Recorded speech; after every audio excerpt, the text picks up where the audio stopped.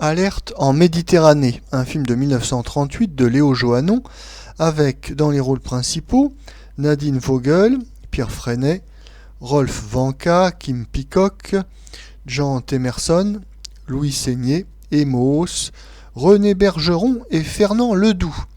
Le sujet: dans les eaux méditerranéennes que sillonnent les navires de plusieurs puissances navales, un bateau suspect s'est glissé.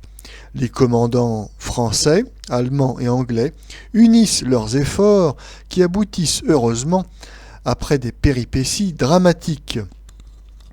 Ce film a obtenu le Grand Prix du cinéma français en 1938 et une version anglaise a été tournée, Hell's Cargo, ainsi qu'une version américaine, Dangerous Cargo, en 1939.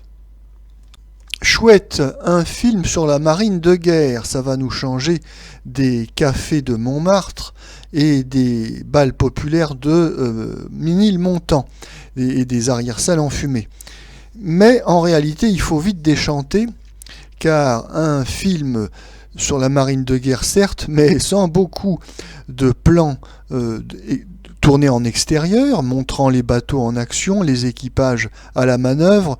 Non, nous avons quelques séquences tirées de films d'archives, et nous avons, en tout et pour tout, en scène originale, des acteurs alignés en rang d'oignon, saluant le drapeau. Donc franchement, c'est un peu pauvre. Les quelques scènes en studio sont également fort indigentes.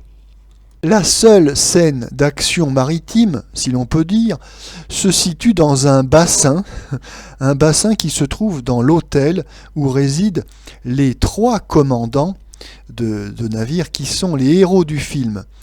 Or, le fils de l'un d'eux, le fils de Pierre Freinet dans le film, joue avec un bateau en maquette, un jouet, qui est mu par une hélice avec un élastique.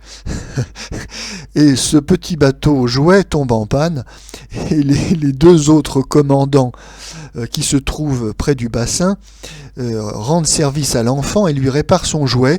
Et donc voilà ce magnifique croiseur qui va en diagonale d'un coin du bassin à l'autre. Eh bien, ça sera tout pour les scènes d'action maritime du film. Quant au scénario, il est assez affligeant.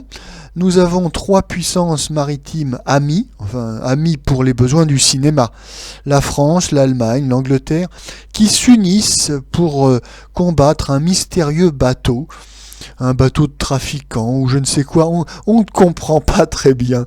Le spectateur n'est pas vraiment informé des détails. Spectateur de l'époque qui doit d'ailleurs bien ricaner. En effet, dans les années 30, les journaux sont remplis des querelles diplomatiques des grandes puissances navales. Sous couvert de désarmement, l'Angleterre impose un traité de limitation de tonnage de la marine de guerre.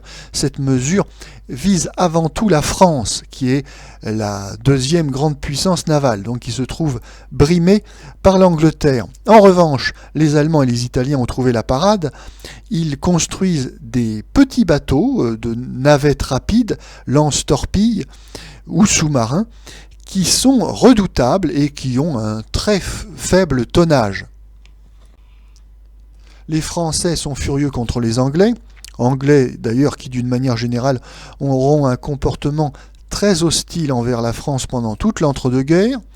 Et par ailleurs, les Français sont très inquiets en Méditerranée, car la marine italienne, qui s'est dotée de petits navires rapides à moteur diesel, qui a des sous-marins, menace la liaison Marseille-Alger, qui est stratégique pour la France, puisque l'Algérie étant un pays riche et prospère et un grenier à blé, la rupture de la liaison avec l'Algérie est un des cauchemars de l'état-major français.